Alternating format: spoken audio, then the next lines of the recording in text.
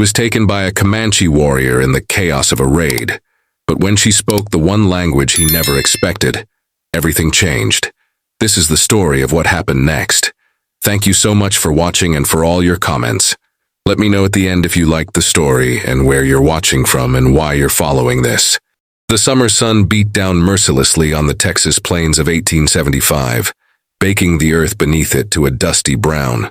Thomas Ward wiped the sweat from his brow as he surveyed his modest ranch just outside of Fort Griffin. The land had been good to him these past 5 years, allowing him to build something from nothing after the war. His daughter Eleanor had grown into a fine young woman of 20 during their time here, becoming as essential to the ranch's operations as Thomas himself. Eleanor Ward was unlike most women in these parts. Having lost her mother to typhoid when she was just 12, she had learned to adapt to the harsh realities of frontier life. Thomas had insisted on her education, bringing tutors from back east whenever possible. Eleanor had shown a remarkable aptitude for languages, even spending time with a missionary couple who had lived among the Comanche and taught her their tongue, a decision Thomas now questioned daily. "Pa, the eastern fence needs mending," Eleanor called out as she rode in on her chestnut mare. Her long brown hair was braided and tucked beneath a wide-brimmed hat, her skin sun-kissed despite her efforts to stay shaded. "I'll see to it tomorrow," Thomas replied, his eyes scanning the horizon. Raids had been increasing lately as tensions between settlers and the remaining free Comanche bands intensified. "I don't want you riding that far out alone anymore, Ellie." Eleanor dismounted with a sigh. "Pa, we've talked about this. I'm careful and I know this land as well as you do." "It's not about knowing the land," he said, his voice gruff with concern. "It's about who else might be on it." As if summoned by his words, one of their ranch hands came galloping toward them, dust clouding behind his horse. "Mr. Ward," he shouted. "Comanche warriors spotted heading this way, maybe a dozen of them." Thomas's face hardened. "Get inside, Eleanor, now." But Eleanor stood her ground. "I can shoot as well as any man here, and you know it." "This isn't a discussion," Thomas growled, already moving toward the house to grab his rifle. "James," he called to the ranch hand, "alert the others and prepare to defend the homestead." The next hour passed in tense preparation. Ranch hands positioned themselves strategically around the property, rifles at the ready. Thomas insisted Eleanor remain in the house, but she stationed herself by a window with her own rifle, determined to defend her home. The attack came swiftly. Warriors on horseback descended upon the ranch with war cries that chilled the blood. Gunfire erupted, the acrid smell of powder filling the air. Thomas and his men fought valiantly, but they were outnumbered. From her position, Eleanor took careful aim, not wishing to kill but determined to protect. She saw a warrior fall from his horse after her shot, and felt a strange mixture of pride and sorrow. The battle seemed to be turning in their favor when Eleanor heard glass shattering at the back of the house. Heart pounding, she rushed toward the sound, only to find herself face to face with a Comanche warrior who had broken in. He was tall and imposing, with fierce eyes and streaks of red paint across his cheekbones. Before she could raise her rifle, he had knocked it from her hands and seized her. "Let go of me!" she cried out, struggling against his iron grip. To her surprise, a flicker of recognition passed across his face at her words. The warrior said nothing but dragged her toward the back door. Outside, another warrior waited with an extra horse. Despite her fierce resistance, Eleanor was lifted onto the horse, her hands bound to the saddle. The last thing she saw before they rode away was her father, emerging from behind a water trough, horror etched on his face as he shouted her name. They rode hard for hours, deeper into territories Eleanor had never seen. The warrior who had taken her led the small group, 5 men in total, each wearing expressions of grim determination. She observed him carefully, younger than the others, perhaps in his late 20s, with an air of authority that suggested leadership. When they finally stopped to make camp as dusk approached, Eleanor gathered her courage. The leader approached her, offering a water skin. As he did, she spoke in careful Comanche. "Why have you taken me?" His eyes widened slightly, the only indication of his surprise. After a long pause, he responded in the same language. "You speak the words of my people." "I learned from those who lived among you," she replied, her pronunciation careful but clear. He studied her with renewed interest. I am Swift Hawk, son of Standing Bear. Your men killed my brother in a raid last moon. Now we will trade you for our warriors held at the fort. Eleanor swallowed hard, understanding blooming. I am Eleanor Ward. My father will come for me. Yes, Swift Hawk said, his expression unreadable. That is what we count on. As night fell over the camp, Eleanor sat against a tree, her hands now tied before her rather than to the saddle. A small mercy. She watched Swift Hawk speaking with the other warriors, occasionally glancing her way. She couldn't help but notice the dignity in his bearing, so at odds with the savage descriptions she'd heard all her life from other settlers. Tomorrow would bring new challenges, but for tonight Eleanor focused on staying calm and observant. Her knowledge of the Comanche language might be her only advantage. That, and the fact that Swift Hawk seemed intrigued by her ability to use it. Dawn broke over the plains, painting the sky in hues of pink and gold. Eleanor had slept fitfully, awakening at every sound throughout the night. Her body ached from the hard ground and the rough journey of the previous day. As she sat up, she noticed Swift Hawk already awake, watching the horizon with intense concentration. "We ride soon," he said in Comanche when he noticed her stirring. "There is food." Another warrior approached, offering her a piece of dried meat and a small portion of corn mush. Eleanor accepted it with a nod, her dignity intact despite her circumstances. As she ate, she observed the camp more carefully. These men were not the mindless savages of frontier tales. They moved with purpose, practiced efficiency evident in their every action. "Your people have stories about mine," Swift Hawk said suddenly, moving to sit across from her. "They say we are animals who kill without reason." Eleanor met his gaze steadily. "And your people have stories about mine, that we are greedy, that we break every promise." A hint of surprise flickered across his face. "You speak truth when many would not." "What good would lies do me now?" she replied. Swift Hawk studied her for a long moment. "How did you learn our tongue?" Eleanor took a sip from the water skin before answering. "A missionary couple lived near us for 2 years. They had spent time with Comanche people who had moved to the reservation. They taught me." "Why would you want to learn?" This question seemed more personal somehow. Eleanor considered her answer carefully. "I believe understanding begins with language. My father says I'm too curious for my own good." Swift Hawk's expression remained unreadable, but something in his eyes shifted. "Your father is probably right." The camp broke quickly after that, and soon they were riding again, heading deeper into territory rarely traversed by white settlers. Eleanor took note of landmarks, silently mapping their journey in her mind. If opportunity for escape presented itself, she would need to know her way back. By midday they had reached a hidden valley where a larger Comanche encampment was situated. Eleanor's heart sank at the sight of perhaps 30 lodges. Any hope of imminent rescue dimmed considerably. The arrival of Swift Hawk's party caused a stir in the camp. People emerged from their teepees, watching with curious eyes as the white woman was brought into their midst. An older man with long gray-streaked hair and deeply lined features approached. His bearing was regal, his gaze penetrating. Without being told, Eleanor knew this must be Standing Bear, Swift Hawk's father and likely the chief of this band. Words were exchanged in rapid Comanche, too quick for Eleanor to fully grasp. She caught mentions of trade, fort, and warriors, confirming Swift Hawk's earlier explanation of their intentions. Standing Bear turned his attention to her, his dark eyes assessing. "You are the rancher's daughter," he said in halting English. "Your father is important, man." Eleanor straightened her shoulders. "My father is Thomas Ward. He is respected, yes." Standing Bear nodded slowly. "Good. Then they will listen when we ask for our brothers to be freed." Swift Hawk spoke up in Comanche. "She speaks our language, father." The older man's eyebrows rose slightly. He switched back to his native tongue. "Is this true, daughter of Ward?" "Yes," Eleanor replied in Comanche. "I learned from those who lived among your people." A murmur ran through the gathering crowd. Standing Bear studied her with renewed interest. "Interesting. You will stay in my son's lodge until arrangements are made." As Swift Hawk led her toward one of the teepees, Eleanor noticed the curious stares of women and children. One small boy ran alongside them for a few paces, pointing at her hair before being called back by his mother. Under different circumstances, Eleanor might have found their curiosity endearing. The lodge was simple but comfortable, with buffalo robes spread on the ground and a small fire pit in the center.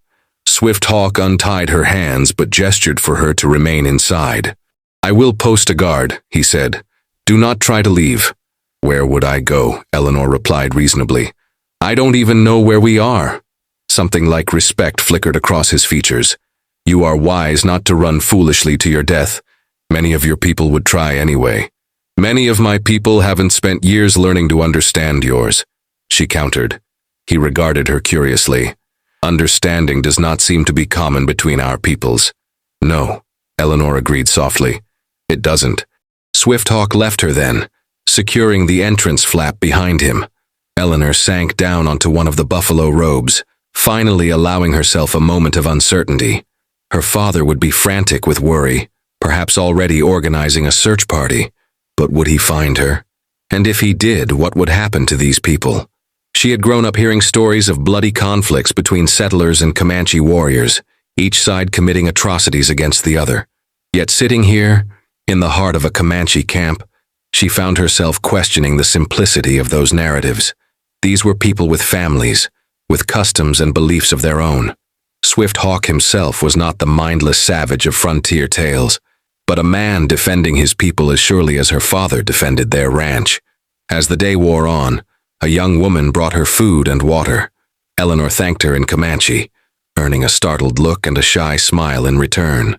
Later, Swifthawk returned, accompanied by an older woman who carried additional blankets. "My aunt," he explained simply. "She says the nights grow cold." Eleanor nodded gratefully to the woman. "Thank you for your kindness." The woman replied in rapid Comanche, too quick for Eleanor to catch completely. But she gathered it was something about Swifthawk ensuring her comfort. The woman cast a meaningful glance between them before departing, leaving Eleanor wondering at her implication. "Your people will be contacted tomorrow," Swifthawk informed her, switching to English with noticeable effort. "A message will be sent." "Will they hurt my father?" Eleanor asked, unable to keep the concern from her voice. Swifthawk's expression softened slightly. "No harm if they agree to trade. We want our brothers back, not more blood." As night fell over the camp, Eleanor listened to the sounds of life continuing around her. Children laughing, dogs barking, the rhythmic beating of a drum somewhere in the distance. Swifthawk had left her alone again, though she knew a guard remained posted outside. Despite her situation, curiosity began to overcome fear. Tomorrow would bring her face to face with her captor's true intentions. But tonight, she found herself wondering about the life Swifthawk had led, and what had shaped him into the man who now held her fate in his hands. 3 days had passed since Eleanor's capture, each one bringing subtle shifts in her situation. The guard outside her lodge had become less vigilant, and she was now permitted to walk within the camp, though always under watchful eyes. Most significantly, her interactions with Swifthawk had grown more frequent and less adversarial. This morning, she sat outside the teepee, watching the daily activities of the camp with genuine interest. Children played games that, despite their foreign context, reminded her of those she had played as a child. Women worked at various tasks, some tanning hides, others preparing food. The men maintained weapons or held council, their voices carrying across the encampment. "You watch us like you are learning our ways," Swifthawk said as he approached, carrying 2 wooden bowls of stew. Eleanor accepted one with a grateful nod. "I am. There's much I didn't know." He settled beside her on the ground, his own bowl in hand. "What surprises you most?" She considered this as she took a bite of the savory stew. "How ordinary it all is," she finally said. "Different, yes, but the concerns are the same. Food, shelter, family, safety." Swifthawk seemed to weigh her words. "Yet your people believe we are savages who think only of bloodshed. And your people believe all whites are greedy thieves who care nothing for the land," she countered gently. "Neither is entirely true, is it?" A ghost of a smile touched his lips. "Perhaps not." They ate in companionable silence for a few moments before Eleanor ventured. "Has word been sent to the fort as you planned?" Swifthawk's expression darkened. "Yes, 2 days ago. We await their response. And if they refuse the exchange, The question had haunted Eleanor since her capture. Then the council will decide, he said simply, though his eyes betrayed concern. Eleanor nodded, understanding the implications. Her value as a hostage was tied directly to her father's influence, and the authorities' willingness to negotiate. If that value diminished, her fate became uncertain. Tell me of your life before, Swift Hawk said suddenly, changing the subject. You spoke of missionaries who taught you our language. Surprised by his interest, Eleanor described her upbringing, her mother's early death, her father's determination to give her an education despite their frontier life, her own curiosity about the world beyond the ranch. My father wanted to send me back east to finish my schooling, but I refused, she admitted. The ranch is my home. I couldn't leave him alone. Swift Hawk nodded in understanding. Family bonds are strong. It is the same among my people. And your family? Eleanor asked. I've met your father, but you've mentioned a brother who was killed. Pain flashed across Swift Hawk's face. Running Fox. He was younger than me by 2 winters. He died in a raid on white settlers last moon. Eleanor felt a pang of genuine sorrow. I'm sorry. Was he like you? Swift Hawk looked at her, surprise evident in his expression. No, he was gentler, better with horses than weapons. He went on the raid to prove himself to our father. His voice hardened slightly. He should not have died. No one should die in these conflicts, Eleanor said softly. Not your brother. Not the settlers. Swift Hawk studied her face intently. You believe this truly? I do, she affirmed. There must be a better way than endless bloodshed. Their conversation was interrupted by a commotion at the edge of the camp. A rider had arrived, and from the excitement surrounding him, Eleanor guessed he brought important news. Swift Hawk rose quickly, motioning for her to remain where she was as he strode toward the gathering crowd. Eleanor watched anxiously as Swift Hawk conferred with the messenger and his father. Their expressions were grave, their gestures animated. Something had gone wrong. Her heart raced as Swift Hawk turned and walked back toward her, his face a mask of controlled anger. What is it? She asked as he reached her. The fort commander refuses to release our warriors, he said tersely. He says they are raiders who will be tried under white man's law. Eleanor's stomach dropped. And me? Swift Hawk's expression softened slightly. The council will meet tonight to decide. My father argues for your continued safety as leverage. Others are not so patient. Fear washed through her, but Eleanor fought to maintain her composure. What do you argue for? He held her gaze for a long moment. I have not decided. That evening, Eleanor remained in the teepee, listening to the muffled voices of the council meeting nearby. Her future was being determined by people who, just days ago, she would have considered enemies. Yet now, after glimpsing their lives, their humanity, the situation felt infinitely more complex. Hours later, Swift Hawk entered the lodge. In the flickering firelight, his expression was unreadable. What was decided? Eleanor asked, rising to her feet. You will remain here for now, he said. Another message will be sent with greater urgency. Relief flooded through her, followed quickly by concern. What does greater urgency mean? Swift Hawk sighed, suddenly looking weary. It means threats will be made. Threats I hope we do not have to fulfill. You don't want more violence, she observed. No, he admitted. I have seen enough death, but many of our young men are eager to prove themselves, as my brother was. He met her gaze directly. I told the council of your respect for our ways, your knowledge of our language. It helped sway those who called for harsher measures. Thank you, Eleanor said softly. An awkward silence fell between them, filled with unspoken tensions. Finally, Swift Hawk spoke again. Tomorrow I will show you something. Be ready at dawn. Before she could question him further, he was gone, leaving her with a curious mixture of apprehension and anticipation. The next morning, Swift Hawk arrived as promised, leading 2 horses. We ride, he said simply. Under the watchful eyes of the camp, they mounted and set off, heading west into rolling hills. They rode in silence for nearly an hour before Swift Hawk slowed his horse near a small stream bordered by cottonwood trees.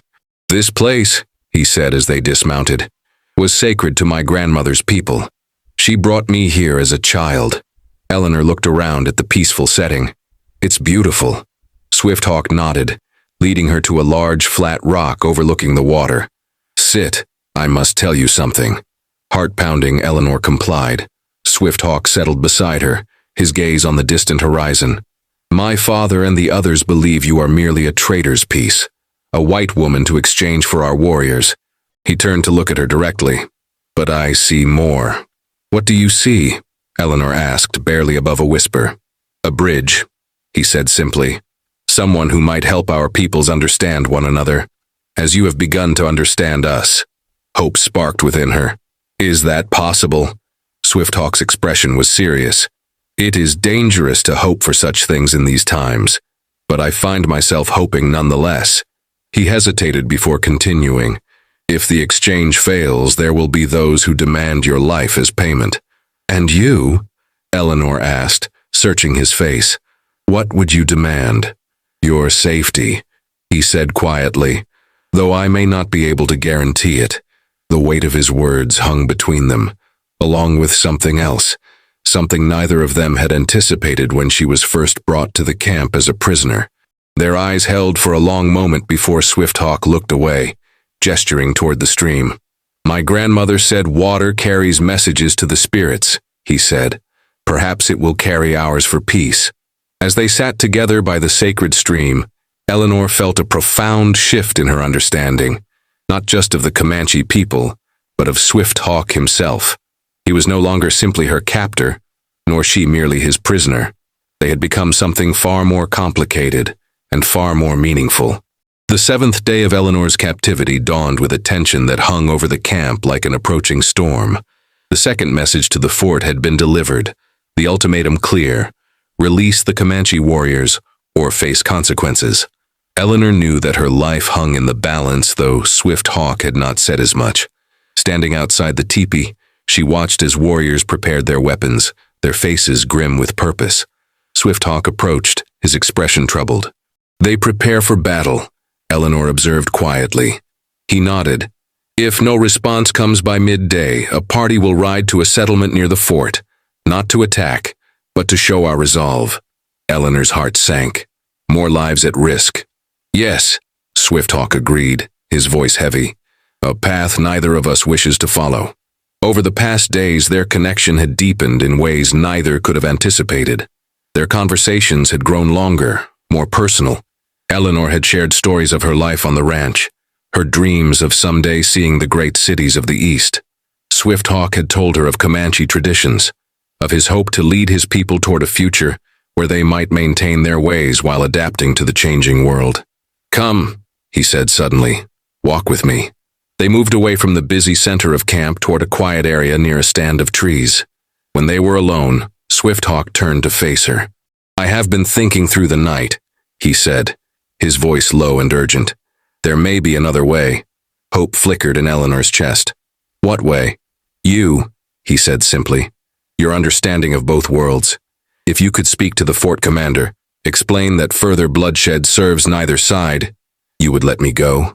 Eleanor asked, surprised. Swifthawk's expression was complex, a mixture of determination and something deeper. Not alone. I would go with you, under a flag of truce. Eleanor stared at him in disbelief. That would be extremely dangerous for you. Yes, he acknowledged, but I believe you would ensure my safe return, as I have ensured your safety here. The trust implicit in his words moved her deeply. I would, she promised. But the others, your father, the council, will they agree? My father might be persuaded. Others will resist. His eyes held hers intently. But there is something else you should know. Scouts reported yesterday that your father leads a large party of men searching for you.